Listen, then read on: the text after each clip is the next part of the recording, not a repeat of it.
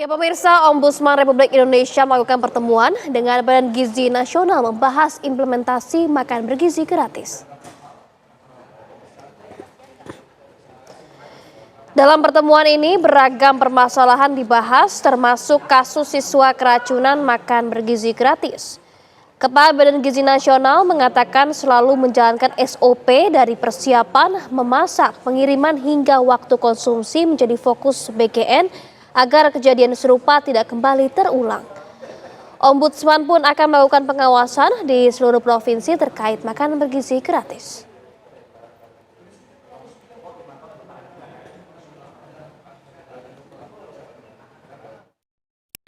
Ya, yang pertama kita ingin lebih selektif di dalam pemilihan bahan baku.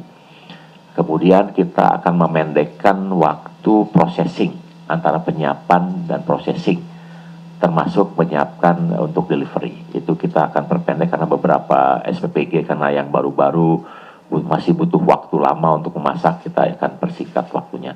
Kemudian pada saat pengiriman pun kita akan perketat ya mekanismenya, dan termasuk juga memperketat waktu antara pengiriman sampai di sekolah dengan waktu konsumsi.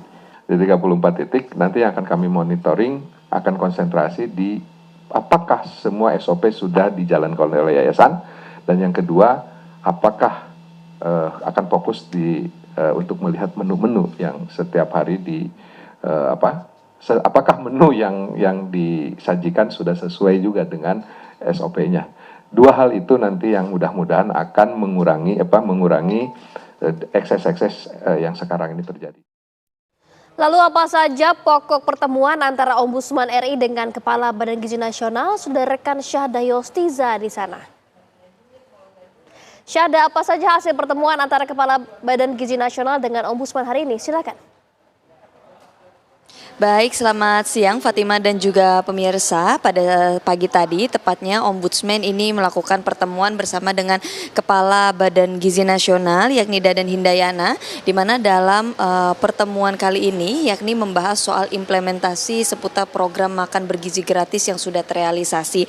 Adapun juga tadi Ombudsman ini sempat menegaskan bahwa akan terus melangsungkan komitmennya untuk terus mengawasi program makan bergizi gratis ini, di mana tadi di dalam pembahasan bersama dengan Badan Gizi Nasional ini membahas sejumlah isu-isu terkait yang didiskusikan. Hal pertama yang sempat disebutkan adalah menyinggung soal peningkatan transparansi dan juga akuntabilitas. Mengapa ini kemudian disebut?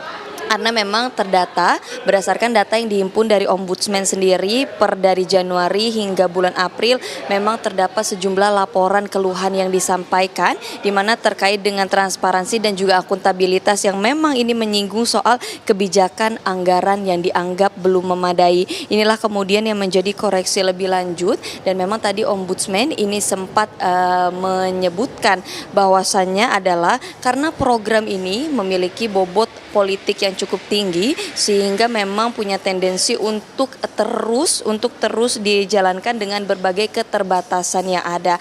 Dan memang selain itu Fatima serta pemirsa, rencananya memang dari bulan Mei ini hingga ke depannya nantinya diharapkan tidak ada lagi persoalan soal anggaran karena prosedurnya telah diubah, dan salah satu yang disampaikan oleh anggota Ombudsman yakni YK Hendra Fatika ini menyebutkan bahwasannya BGN atau Badan Gizi Nasional ini sudah meminta ke Kemenkumham untuk mempermudah proses yayasan terutama bagi masyarakat yang memang sudah memiliki kesiapan untuk berkontribusi dalam membentuk atau membangun dapur MBG. Nah, selain itu juga isu krusial lainnya yang dibahas yakni adalah soal isu kualitas makanan. Ini lagi disorot karena memang tadi Ombudsman juga bersama dengan Badan Gizi Nasional menekankan soal SOP yang memang ini menjadi aturan-aturan yang harus dijalankan sesuai prosedural, karena hal ini diharapkan agar mencegah agar tidak lagi terjadi peristiwa-peristiwa contohnya dalam kasus yang baru-baru ini terjadi yakni keracunan makanan. Dan selain itu tadi Fatima serta pemirsa bahwasanya hal-hal atau data-data yang disampaikan oleh Ombudsman bersama dengan Badan Gizi Nasional sejauh ini sudah ada 30.000 SPPG di mana-mana di mana-mana, yakni ada terbagi menjadi dua, yakni ada 2.000 SPPG yang dibangun berdasarkan APBN, sementara 28.000 lainnya yakni dibangun dari mitra. Dan dari 28.000 yang dibangun oleh mitra, ada sebanyak kurang lebih 1.335 SPPG yang sudah berjalan, sementara yakni sisanya 26.700 masih dalam progres.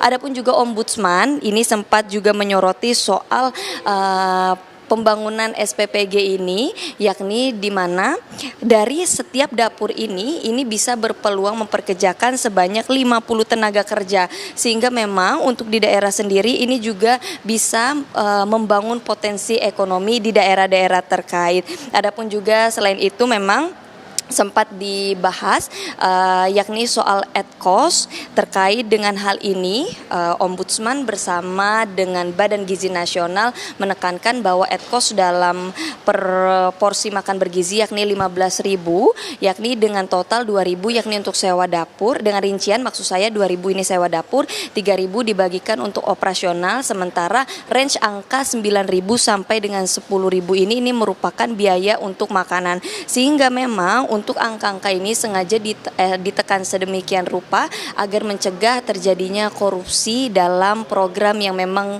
bagian dari unggulan pemerintah ini. Dan tentunya Ombudsman dan juga Badan Gizi Nasional terus berupaya mengembangkan dan juga merevisi bagaimana program ini supaya bisa berjalan ke depannya lebih baik bagi anak-anak bangsa. Sementara demikian Fatima dan juga pemirsa. Baik, terima kasih Syahda Yostiza informasinya dan selamat kembali bertugas Syahda.